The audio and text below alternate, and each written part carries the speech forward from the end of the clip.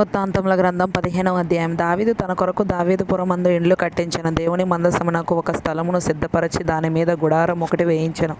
మందసమును ఎత్తుటకును నిత్యము తనకు సేవ చేయుటకును యెహోవా లేవీయులను ఏర్పరచుకొనెనని చెప్పి వారు తప్ప మరి ఎవరునూ దేవుని మందసమును ఎత్తకూడదని దావీదు ఆజ్ఞ ఇచ్చెను.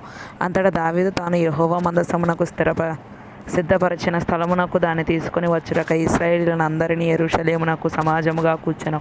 అహరోను సంతతి వారిని, లేవీయులైన కహాతు సంతతి వారి అధిపతియగు ఊరీయేలును వాని బంధువులలో 120 మందిని, మెరారీయులలో అధిపతి అయిన అసయ్యాను వాని బంధువులలో 220 మందిని, గెర్షోను సంతతి వారికి అధిపతియగు యోవేలును వాని బంధువులలో 130 మందిని, ఎలీషాపాను సంతతి వారి అధిపతియగు షమయాను వాని బంధువులలో 200 మందిని, హెబ్రోను సంతతి వారికి అధిపతియగు ఎలీయేలును వాని బంధువులలో 80 మందిని, ఉజ్జీయేలు సంతతి వారికి అధిపతియగు అమ్మినాదాబును వాని బంధువులలో 112 దావీదు సమకూర్చెను. అంతటా దావీదు యాజకులైన సాదోకును, అబ్యాతారును, లేవీలైన ఊరీయేలు, అసాయా, యోవేలు, షమయా, ఎలీయేలు, అమ్మినాదాబు అను వారిని పిలిపించి వారితో ఇట్లనెను: లేవీల పితరుల సంతతులకు మీరు పెద్దలై ఉన్నారు.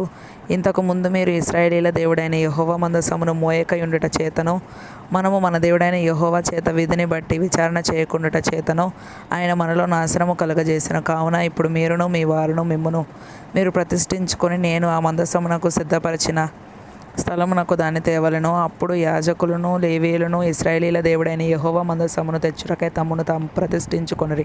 తరువాత లేవీయులు యెహోవా సెలవిచ్చిన మాటను బట్టి మోషే ఆజ్ఞాపించినట్లు దేవుని మందసమును దాని దండెలతో తమ భుజముల మీదికి ఎత్తికొనిరి.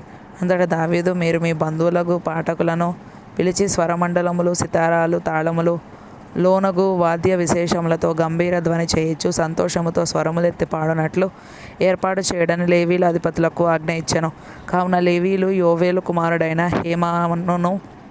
హేమానును వాని బంధువులలో బెరెక్యా కుమారుడైన ఆసాపును, తమ బంధువులకు మెరారీయులలో కూషాయాహు కుమారుడైన ఏతానును, వీరితో కూడా రెండవ వరుసగానున్న తమ బంధువులైన జకర్యా, బేను, యహజీయేలు, షెమీరా, మోతు, యెహీయేలు, ఉన్ని, ఏలీయాబు, బెనాయా, మయసెయా, మత్తిత్యా, ఏలీప్లేహు, మిక్నేయాహు అను వారిని, ద్వారపాలకులకు ఓబెదేదోమును, యెహీయేలును పాఠకులనుగా నియమించిరి. పాఠకులైన హేమానును, ఆసాపును, ఏతానును పంచలోహముల తాళములు వాయించుటకు నిర్ణయింపబడిరి.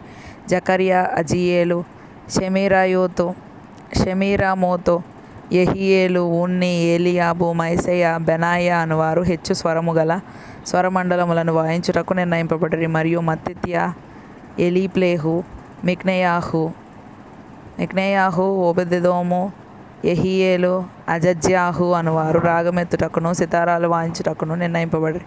లేవీలకు అధిపతి అయిన కెననియా మందసమును మోయుట యందు గట్టివాడైనందున అతడు మోత క్రమము నేర్పుటకై నియమింపబడెను. బెరెక్యాయును ఎల్కానాయును మందసమునకు ముందు నడుచు కావలివారుగాను, షెబన్యా, యెహోషాపాతు, నెతనేలు, అమాసై, జకర్యా, బెనాయా, ఎలియేజరు అను యాజకులు దేవుని మందసమునకు ముందు బూరలు ఊదువారుగాను, ఓబెదేదోమును, యెహీయాయును వెనుక తట్టు కనిపెట్టువారుగాను నియమింపబడిరి. దావీదును ఇశ్రాయేలీల పెద్దలను సహస్రాధిపతులను యెహోవా నిబంధన మందసమును ఓబెదేదోము ఇంటిలో నుండి తెచ్చుటకై ఉత్సాహముతో పోయిరి. యెహోవా నిబంధన మందసమును మోయు లేవీయులకు దేవుడు సహాయము చేయగా వారు 7 కోడెలను 7 గొర్రె పొట్టేళ్లను బలులుగా అర్పించిరి. దావీదును మందసమును మోయు లేవీయులందరూ పాఠకుల పనికి విచారణకర్తయగు కెనన్యాయును సన్నపు నారతో నేయబడిన వస్త్రములు ధరించుకొని ఉండిరి. దావీదును సన్నపు నారతో నేయబడిన ఏఫోదును ధరించి ఉండెను. ఇశ్రాయేలీలందరూ ఆర్భాటము చేయుచు, కొమ్ములు, బోరలు ఊదుచు, తాళములు కొట్టుచు, స్వరమండలములు, సితారాలు వాయించుచు యెహోవా నిబంధన మందసమును తీసుకొని వచ్చిరి. యెహోవా నిబంధన మందసము దావీదు పురములోనికి రాగా సౌలు కుమార్తె అయిన మీకాలు కిటికీలో నుండి చూచి రాజైన దావీదు నాట్యమాడుటయు వాయించుటయు కనుగొని తన మనసులో అతని హీనపరచెను.